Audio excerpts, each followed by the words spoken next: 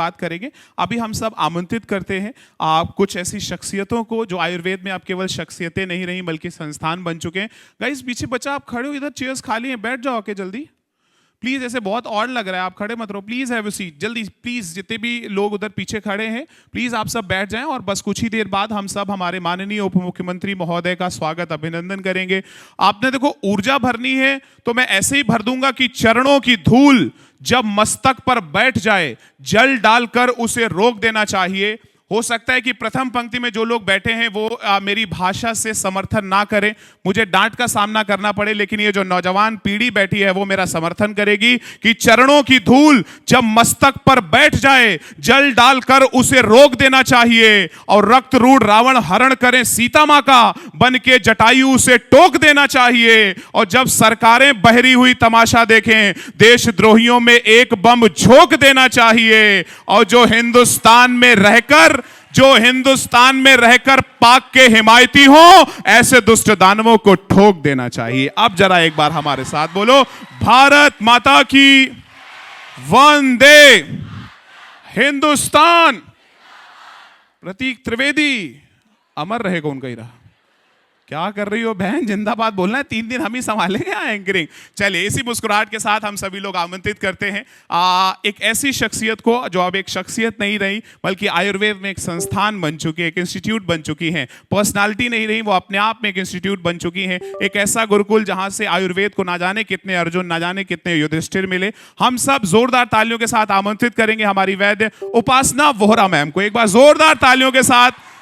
ये शोर, ये जोश, ये आस्था, ये भक्ति बता रही है कि हम उनसे कितना अपार अगाध प्रेम करते हैं। एक बार दोनों हाथ उठाकर जोरदार तालियों के साथ आमंत्रित कीजिए वैद्य उपासना मैम को। मैं पूरे सम्मान के साथ उनसे निवेदन करूंगा कि हमारे सामने बैठी इन ज्योतियों को संबोधित करें ताकि आगे चलकर ये आयुर्वेद की मशालें बने। एक बार जोरदार तालियों के साथ आमंत्रित कीजिए वैद्य उपासना वोहरा मैम।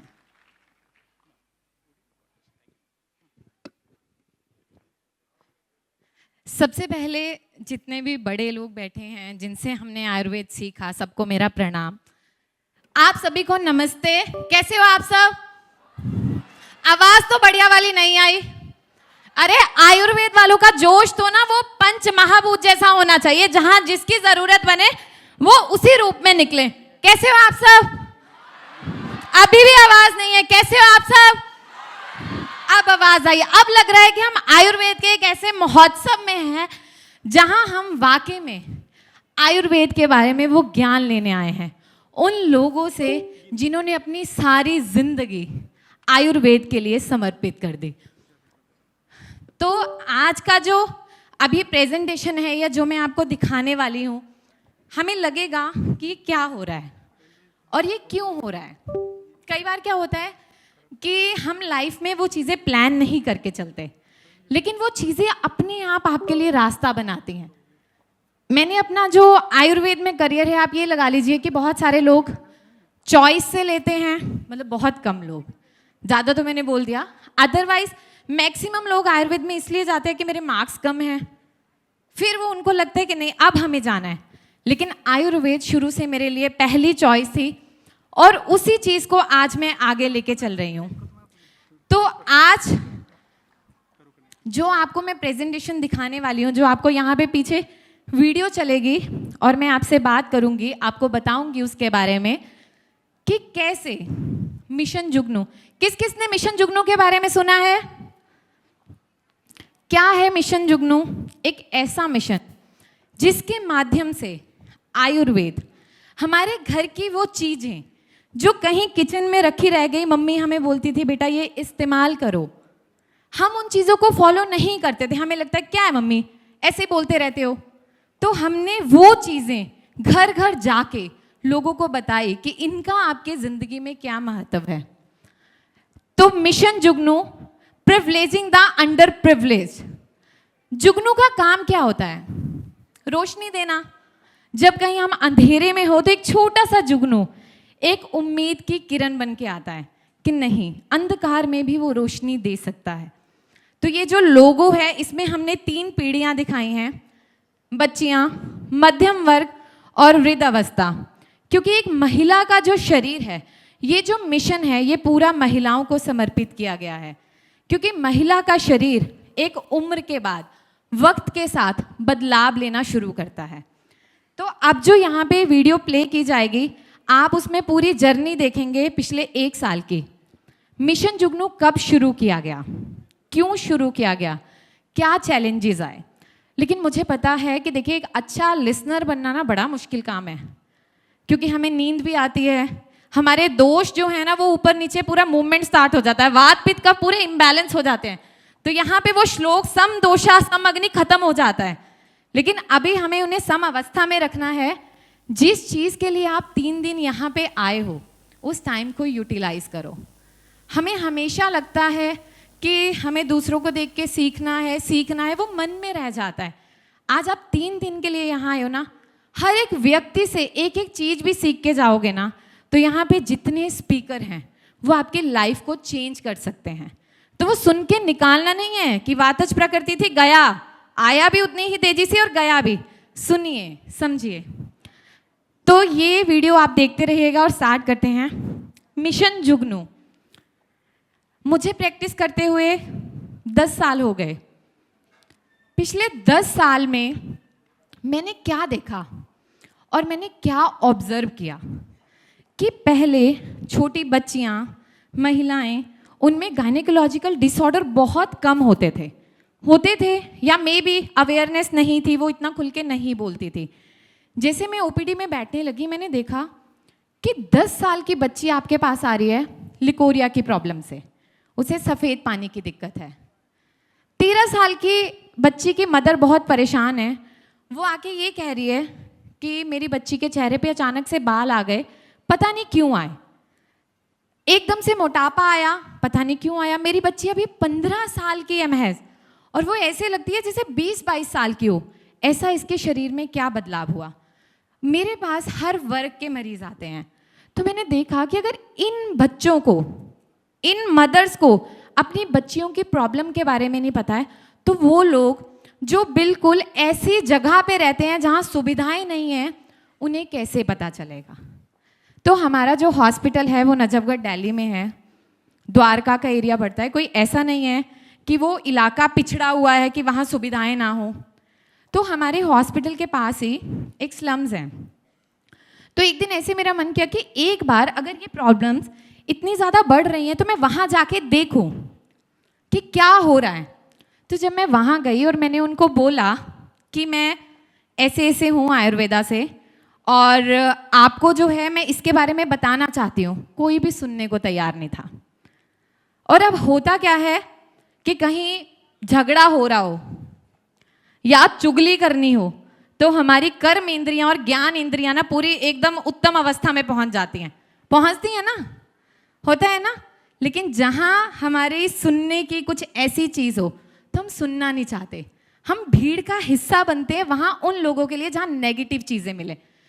तो वहाँ पे मुझे समझ आया कि हमारी सोसाइटी में हम बहुत एडवांस सिटी में रह रहे हैं, पर वहाँ पे जो स्टीरियोटाइप्स हैं, वो टैबू जो सोसाइटी ने क्रिएट किया है, वो अभी भी वहाँ पे कहीं ना कहीं है।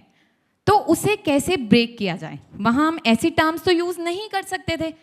तो वहाँ पे हमने क्या किया, उन महिलाओं से मिलना शुरू किया और एक एक महिला के पास जाके मैं झुग्गियों में बैठ के उन्हें पूछती कि कितनी महिलाओं को महीना सही से आता है उनकी भाषा में।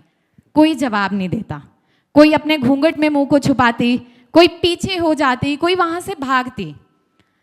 फिर मैंने बोला कि अच्छा, एक बच्ची खड़ी थी, मैंने कहा बेटा इधर आओ, तुम्हें कमर में दर्द रहता है, तुम इतनी दुबली पतली क्यों हो, तुम्हारी आंखें ऐसे धस क्यों रही हैं। तो मेरी हाँ कमर में दर्द रहता है, जांघों में दर्द रहता है। तो मैंने कहा बेटा आपको पता है आपको श्राप होता है, सफ़ेद पानी की दिक्कत है। तो उसे नहीं समझ आया। मैंने कहा ऐसा होता है कि योनि से कभी चिपचिपा, कभी पीले रंग का, कभी हरे रंग का, ऐसा अलग अलग श्राप होना। हाँ वो तो होता है। तो मैंने कहा आपको नहीं पता ये क्या समस्या है।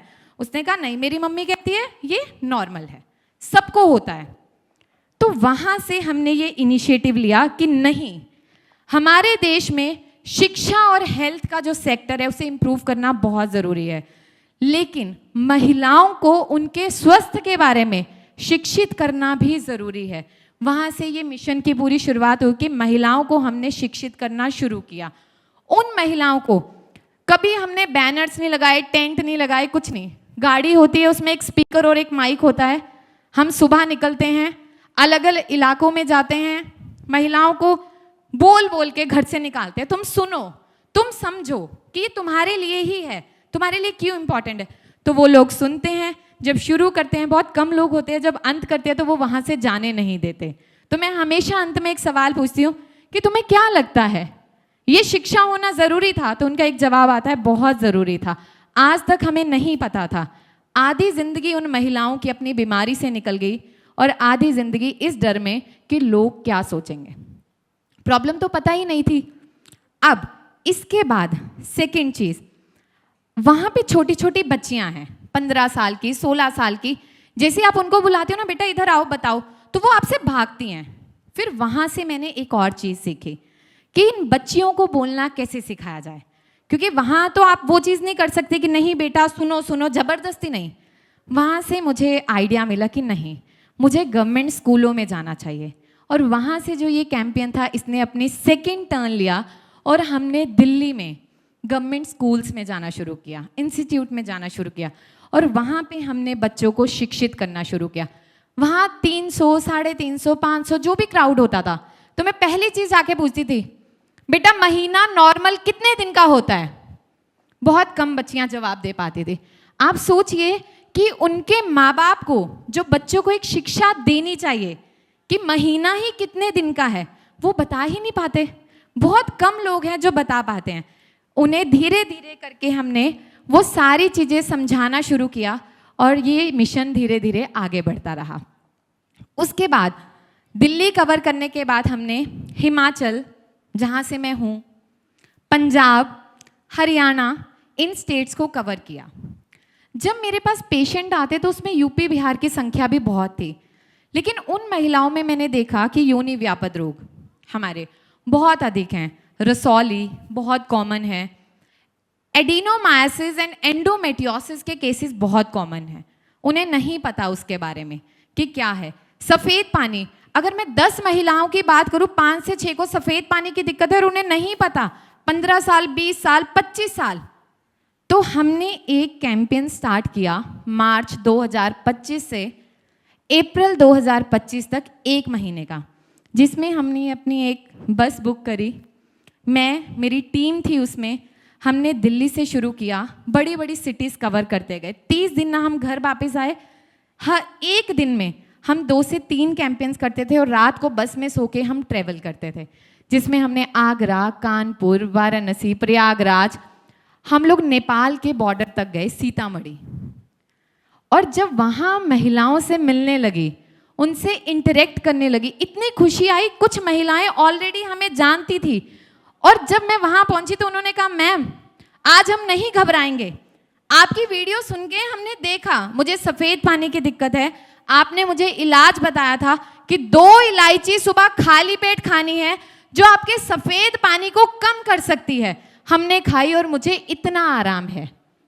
इससे ज़्यादा खुशी मुझे किसी चीज़ की मिली ही नहीं। अब यहाँ पे बात आती है कि इनकी बीमारियों की, क्योंकि हम बीमारियों को क्योर तो नहीं कर सकते एकदम से। हम हमेशा बोलते हैं prevention is better than cure, but how to prevent, हमने इनको वो सिखाना शुरू किया। इनको धीरे धीरे उन बीमारियों के नाम, आज मैं इतना चैलेंज कर सकती हूँ कि हम लोग तो पढ़े लिखे लोग हैं, बीमारियों के बारे में जानते हैं, लेकिन आज जिन एरिया में मैं जाके आई हूँ, अंडर प्रिविलेज एरिया में, वहां का बच्चा बच्चा आपको उठ के पीसीओडी के बारे में, आपको फाइब्रॉइड्स के बारे में, आपको लिकोरिया के बारे में, इनके बारे में खड़ा होकर सिम्टम समझा सकता है, क्योंकि वो बीमारियां मैंने उनके दिमाग में डाली कि कल को आपको इस बीमारी की शुरुआत हो, बेटा इस बीमारी को बढ़ने नहीं देना है, इस बीमारी को यहीं से खत्म करना है। अब यहाँ पे जो टर्न आया वो ये आया कि बहुत सारे केसेस ऐसे थे, इनको छोड़ के भी, जो बहुत ज़्यादा क्रिटिकल थे, लेकिन उनके पास पैसा नहीं था, वो अफोर्ड नहीं कर सकते थे। हम लोग प्रयागराज गए तो वहाँ संगम के किनारे हम लोग रुके रात को। तो सुबह मैं घूम रही थी तो वहाँ पे एक छोटा सा बुरा बस्ती, एक एरिया बना था।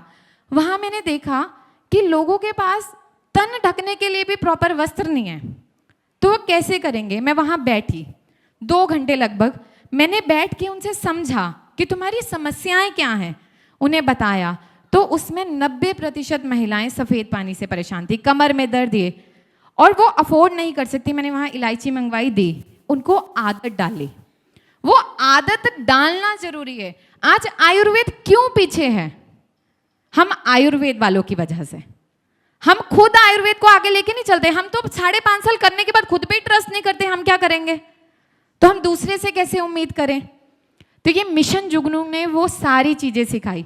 और इसके बाद जो मेरी लास्ट स्टेज थी वो मैं पहुंची सीतामढ़ी, नेपाल के पास, नेपाल बॉर्डर पे। वहां मुझे और स्ट्रेंज चीज लगी। मैं जैसे जैसे आगे बढ़ती गई, 10 महिलाओं में से 3 महिलाओं के बच्चादानी निकाली गई है। उनकी उम्र क्या थी? 22 साल, 25 साल, 26 साल। मैंने बोला बेटा क्यों निकाली इतनी कम उम्र में? अब तुम्हें दिक्कत नहीं होती? तो उनकी कमर दर्द कभी नहीं गई। उन्हें कभी किसी ने बताया ही नहीं कि वो सपोर्ट क्या है। बच्चे हुए 2, डॉक्टर ने बोला बच्चादानी निकाल दो। मैंने कहा क्यों? धात रोग था, इसका इलाज नहीं है। डॉक्टर ने नहीं समझाया।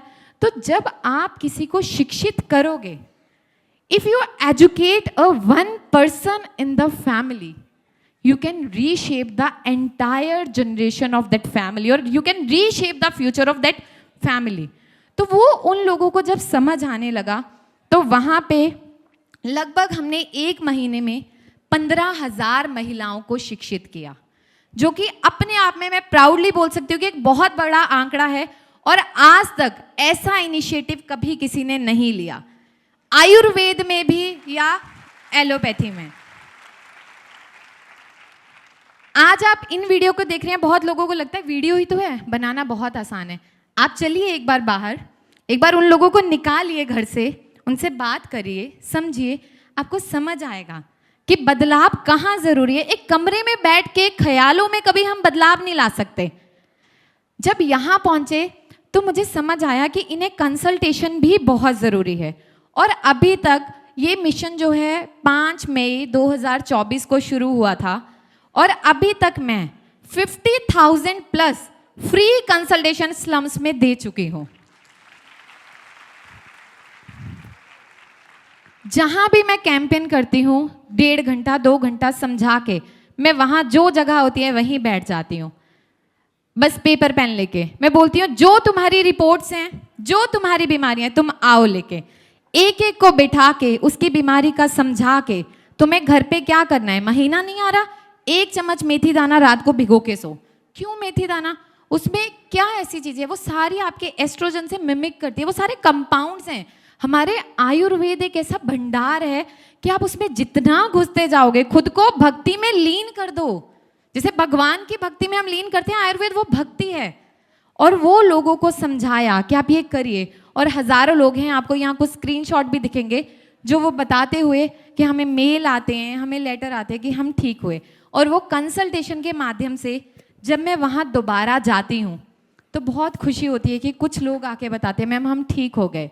हमेशा मैं उन्हें वो दवाइयाँ लिखती हूँ जो वो ईजिली अफोर्ड कर पाएँ, 50 रुपया, 100 रुपया, 200 रुपया, जिसमें वो कर पाए। और उन्हें समझा के आती हूँ, अगली बार पूछने आऊँगी कि तुमने वो खाई या नहीं खाई। बहुत सारे केसेस मुझे इनफर्टिलिटी के मिले, उनकी मैं फाइल देख रही हूँ, जा रहे हैं हॉस्पिटल में, चक्कर लगा रहे हैं, फिर आ रहे हैं, जा रहे हैं, आ रहे हैं, ठीक है, इलाज पे इलाज कर रहे हैं, उन्हें नहीं पता AMH। अब वो कहाँ समझेंगे कि क्या है AMH की वैल्यू, ट्यूब ब्लॉकेज क्या है, वो कहाँ समझेंगे। धीरे धीरे उन्हें वो कारण समझाया। और आप ये वीडियो देखेंगे, इसमें ना आपको एक स्लाइड दिखेगी, अभी शायद आगे आएगी। तो वो जो है वो मेरी लाइफ का सबसे बेस्ट मोमेंट था। मुझे कुछ दिन पहले एक खत मिला, और उस खत में एक प्रेगनेंसी की स्ट्रिप मिली। वो उत्तर प्रदेश के एक गांव से था, और महिला ने भेजा, मैडम मेरी शादी को 8 साल हो गए, और मेरी शादी के 8 साल के मतलब 8 साल में 6 महीने बाद मुझे कंसीव हुआ, पर वो मिसकैरेज हो गया। उसके बाद 6.5 साल मैंने हर इलाज करवाया, मैंने सब कुछ किया, मुझे कोई फ़ायदा नहीं हुआ। लेकिन जैसे आपने अपने वीडियो के माध्यम से मुझे बताया था कि घर पे ये करनी है, पीपल की पूजा करनी है, पीपल का ऐसे सेवन करना है, सब मैंने फॉलो किया, और मुझे प्रेगनेंसी हो गई। तो मेरे लिए आप भगवान हो। ये लेटर जिस दिन मुझे मिला, मैं 1 घंटा बैठ के रोई। मुझे लगा और कैसे बदलाव आएगा। अगर एक इंसान की जिंदगी आप बदल दोगे तो शायद उससे बड़ी अचीवमेंट नहीं होगी। अब यहाँ से टर्निंग पॉइंट आता है कि हमारे देश में 6.5 लाख गांव हैं। अब मेरे लिए हर गांव में पहुंचना संभव नहीं है। हम अभी पिछले 1.5 साल में 150 से ज़्यादा कैंपेन्स कर चुके हैं। जब हम कहीं करके जाते तो उसके साथ वाले गांव से अगले दिन फ़ोन आता, अब हमारे गांव में आइए। एकेडमी में जाते तो वहाँ से आता, अब हमारी एकेडमी में आइए। बच्चों में वो बदलाव दिखा। तो वहाँ से पटना में मसौड़ी से मुझे एक आइडिया आया। वहाँ के एक IAS ऑफिसर थे सर, हम उनसे मिले तो उन्हें हमने पूरा प्रोजेक्ट बताया और ये पूरा प्रोजेक्ट सेल्फ फंडेड है। इसमें हमें कभी कोई डोनेट नहीं करता, हम कभी किसी से पैसा नहीं लेते। जो मैं और मेरे हस्बैंड अर्न करते हैं उसका बहुत अच्छा अमाउंट हम इसमें स्पेंड करते हैं। और वो स्पेंड कैसे होता है? ट्रैवलिंग का तो चलो अलग चीज़ है। अब महिलाएं जो हैं उनको पीरियड्स हैं, वो कपड़े का इस्तेमाल करती हैं। कपड़े के इस्तेमाल से बहुत सारी बीमारियां फैलती हैं। इवन आप लोग यकीन करेंगे, अगर एलीट क्लास में भी या मिडिल क्लास में ऐसी महिलाएं हैं ना जिन्हें बहुत हैवी ब्लीडिंग होती है, वो भी बोलती हैं पैड वहाँ काम नहीं आता। कई बार हम भी कपड़े का इस्तेमाल करती हैं। तो उन्हें समझाया और हमने फ्री में पैड डिस्ट्रीब्यूशन स्टार्ट किया साइमल्टेनियसली, और अभी तक हम 5 लाख पैड डिस्ट्रीब्यूट कर चुके हैं। और वो सारे पैड A1 क्वालिटी के हैं, मैं खुद बनवाती हूँ लॉन्ग साइज में ताकि किसी को कभी दिक्कत ना हो, और वहाँ पे हम वो सारे पैड्स डिस्ट्रीब्यूट करते हैं। जो लेवल 2 है वो आपको यहाँ देखने को मिलेगा। उसमें क्या है कि हमने ये सोचा कि पूरे इंडिया में कैसे महिलाओं को शिक्षित किया जाए। तो सबसे बेस्ट वे था हमारे लिए आशा वर्कर्स, जीविका दीदी और सेविका दीदी। क्योंकि कहते हैं ना कि हम जिन गांव में जाते हैं शायद उनके लिए हम अजनबी हैं, पर वो जीविका सेविका दीदी उन चौखटों से वाकिफ हैं। उन्हें पता है कि हर चौखट पे किस महिला को क्या बीमारी है, और उन्होंने वहाँ हमने उनको शिक्षित करना शुरू किया। मसौड़ी में हमने पहला कैंपेन किया जिसमें लगभग 250 से 300 जीविकाओं, सेविका दीदी, आशा वर्कर ने हिस्सा लिया। और उन्होंने कहा मैम ये हमारी ज़िंदगी का सबसे बेस्ट सेमिनार था, हमने इतना कुछ सीखा। और यही प्रॉब्लम है जो महिलाएं हमसे पूछती हैं पर हमारे पास जवाब नहीं होता कि हम उनको क्या जवाब दें। हमने वो पर्चे बनवाए जिस पे आपकी बीमारियों को लेके क्या समाधान है उसको हमने पूरा लिखना शुरू किया, और हम उन पर्चों को उन्हें बांटते हैं। तुम्हें ये दिक्कत है तुम ये उपाय करो, तुम्हें ये समस्या है ये उपाय करो। और धीरे धीरे करके वो बदलाव इतना बढ़ गया जो आप सबने देखा कि वो महिलाएं आज सक्षम हैं, अपनी बीमारियों को समझ सकती हैं। तो यहाँ पे मैं 2 चीज़ें आपको बताना चाहूँगी और 2 शायरी के माध्यम से। कश्तियाँ तैरी नहीं कागज की, कागज का उड़ने वाला जहाज नहीं बना। कश्तियाँ तैरी नहीं कागज की, कागज का उड़ने वाला जहाज नहीं बना। दर्द पूछना है उनसे पूछिए जिनकी कोई आवाज नहीं बना। तो आयुर्वेद वो आवाज है, हम सबकी आवाज है, जिसे हमें हर चौखट पे लेके जाना है। उस आवाज को इतना बुलंद करना है कि कोई और आपके आसपास आके खड़ा ही ना हो पाए। हर पैथी की अपनी स्पेशलिटी है। आप कभी कंपैरिजन मत करिए ये पैथी बुरी है ये बुरी है, नहीं। हमारे शरीर का हर अंग की अपनी इंपॉर्टेंस है ना। तो हमारे देश में हर चीज को चलाने के लिए हर पैथी की उतनी ही इंपॉर्टेंस है, लेकिन उसमें आपको अपनी जगह कैसे बनानी है, आपको अंत की चॉइस से फर्स्ट पे कैसे आना है, वो आप लोग तय करेंगे और अपना रास्ता खुद बनाएंगे। अब यहाँ रास्ता कैसे बनाना है? हम तो डरते हैं, डरना नहीं है। हमेशा भीड़ का इंतजार मत करिए, खड़े होके बोलिए आज 1 है कल 2, 50, 100। काफिला कब जुड़ेगा आपको पता नहीं चलेगा। अब जब हमने कैंपेन ये मिशन जुगनू 30 दिन का यूपी बिहार का किया, तो वहीं हमारी मुलाकात हुई डॉक्टर ब्रिजेश से, आयुर्वेदम फाउंडेशन से। इन्होंने हमारा बहुत साथ दिया। ITI कॉलेज में वहाँ पे हमने कैंपेन किए, 300 साढ़े 300 लड़कियाँ थी वहाँ पे, सेम इशू। बनारस में इन्होंने हमें ऑर्गेनाइज करवाया। तो जब आप चलना शुरू करेंगे ना, अच्छे लोग जिनसे आपकी वाइब्स, जो हम जेन जी वाले बोलते हैं, वाइब्स मैच होनी चाहिए और कुछ हो ना हो, वो वाइब्स आपकी खुद से मैच होना शुरू हो जाती हैं और आप कब आगे चलना शुरू कर देते हो आपको पता नहीं चलता। तो मेरी एक बात आप लोग हमेशा याद रखना, तूफानी रातों के अंधेरे से लड़ते हुए जलते रहना, रास्ते कितने भी मुश्किल हो बस चलते रहना, बहुत लंबा सफर है अभी तो बदलाव लाने का, थोड़ी कोशिश मैं करूंगी, थोड़ी आप भी करते रहना।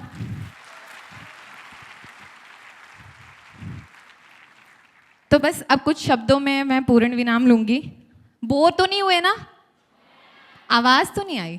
मुझे पता है सुनना मुश्किल है, नींद वींद आना शुरू हो जाती है। नींद तो नहीं आ रही किसी को? अब 3 दिन के लिए वो पुराने टाइम में करते थे ना, या बालों में धागा बांध के ऊपर ऐसे कर लेते थे, नींद आए झपकी लगे तो दोबारा से अपने सारे चैनल्स को खोलना है। तो 3 दिन सबके एक्सपीरियंस को सुनिए। मैंने ये मिशन उस टाइम पे शुरू किया। ये लेटर आप देख रहे हैं वो प्रेगनेंसी वाला, वो मेरे लिए मेरी लाइफ की सबसे हैप्पी मोमेंट थी। ये वो लेटर्स हैं जो हमें लोगों के आते हैं, वो मेल, वो स्क्रीनशॉट। आपकी सुबह इससे बेहतर क्या हो सकती है? जब ये मिशन शुरू किया, बस मैं लास्ट चीज़ बताऊंगी, तो मैं अपने करियर के बिल्कुल पीक टाइम पे थी। हर इंसान जब प्रैक्टिस करता है, मुझे 10 साल लगे रिसर्च करने में अलग अलग बीमारियों पे। मैं किसी ब्रांड की कोई दवाई यूज़ नहीं करती हूँ। मेरी जो भी दवाई है, जिन भी बीमारियों पे काम करती हूँ, मेरी खुद की बनाई हुई है। मैं खुद की दवाई बनाती हूँ, खुद की देती हूँ। मेरा एक ही सेंटर है, कोई ब्रांच नहीं है। मेरे वहाँ ओपीडी होती है। और जब मैंने ये मिशन शुरू किया ना, मैं बिल्कुल पीक पे थी। मेरे पास वक्त नहीं था शायद उस समय, लेकिन मैंने ये रास्ता चुना। बहुत लोगों ने मुझे बोला मूर्ख है, ओपीडी अपनी छोड़ के तू 8 घंटे की ओपीडी ले रही है, क्यों सड़कों पे जा रही है। किसी ने कहा अच्छा इसको तो वीडियो बनानी होगी। मैं कहती हूँ आप भी बनाओ, उठो तो सही, बना के तो देखो। नहीं हो सकता, आपको एक डिसिप्लिन और कंसिस्टेंसी मेंटेन करके चलना ही होगा। तो बस ये मिशन मेरे पीक आवर में स्टार्ट हुआ था और इसने मुझे बहुत कामयाबी दी है। बस मैं आपको ये कहना चाहूँगी कि एक जो बेंचमार्क हम आयुर्वेदा में सेट कर रहे हैं, आज आयुर्वेद में जिन लोगों को भरोसा नहीं होता, मेरे भी जितनी ओपीडी होती है कोई पेशेंट रिव्यू शेयर नहीं करता। ऐसा जितने हमारे बड़े बुजुर्ग हैं इनको भी सबको पता होगा, जो पूरे कि जब पेशेंट ठीक होता है और आप उन्हें ये बोलते हो कि हमें एक छोटा सा फीडबैक दे दो, तो पेशेंट क्या बोलता है? नहीं नहीं नहीं, किसी को पता चल जाएगा। भले वो 10 साल से सारे मोहल्ले में गाना गा के इलाज करवा रहा हो, सब आस पड़ोस रिश्तेदारों को सबको बताओ यहाँ यहाँ इलाज करवाया, अगर वो ठीक नहीं होगा तब तो सब तरफ ढिंडोरा पीट देगा। लेकिन अगर वो ठीक हो गया तो भाई मतलब ही नहीं। तो मैंने पेशेंट से रिक्वेस्ट करना शुरू किया और यूट्यूब चैनल है डॉक्टर उपासना वोहरा पेशेंट रिव्यू, जिसमें अभी तक लगभग 350 के अराउंड केसेस मैंने पेशेंट के पॉडकास्ट फॉर्म में शेयर किए हैं। उन पेशेंट के जो बहुत लाइफ में क्रिटिकल थे, जो अलग अलग बड़े बड़े अस्पतालों से हार चुके थे, और वह कैसे आयुर्वेद के माध्यम से बिल्कुल ठीक हुए और आज वो अपनी लाइफ व्यतीत कर रहे हैं। और इसमें मैंने एक चीज़ रखी है आयुर्वेद को जानने के लिए, क्योंकि मैं खुद को इसमें डुबोना चाहती हूँ। ये वो समंदर है कि जितनी इसमें गहराई होती रहेगी शायद मेरा ज्ञान उतना धीरे धीरे बढ़ता रहेगा। अभी तो जस्ट मैंने कदम रखा है इसमें, तो धीरे धीरे लोग हमें लेटर भेजते हैं। जब मैं उन्हें 2 साल बाद 3 साल बाद पूछती हूँ कि आप अब ठीक हो, दोबारा समस्या तो नहीं हुई, तो वो मुझे बताते हैं कि नहीं मैडम नहीं हुई। तो बस जाते जाते पूर्ण विराम, लाइफ में कैसा भी सफर हो, कितनी भी मुश्किल आए, कितना भी उतार चढ़ाव आए, भले तुम्हें अपने रास्ता अकेले चलना पड़े, अकेले बनाना पड़े, लड़ना पड़े, एक चीज हमेशा याद रखना, मुस्कुराना मत भूलना। Thank you. What an energy. एक बार जोरदार तालियां आप सभी की मैम के लिए होनी चाहिए। Thank you so much ma'am for this love.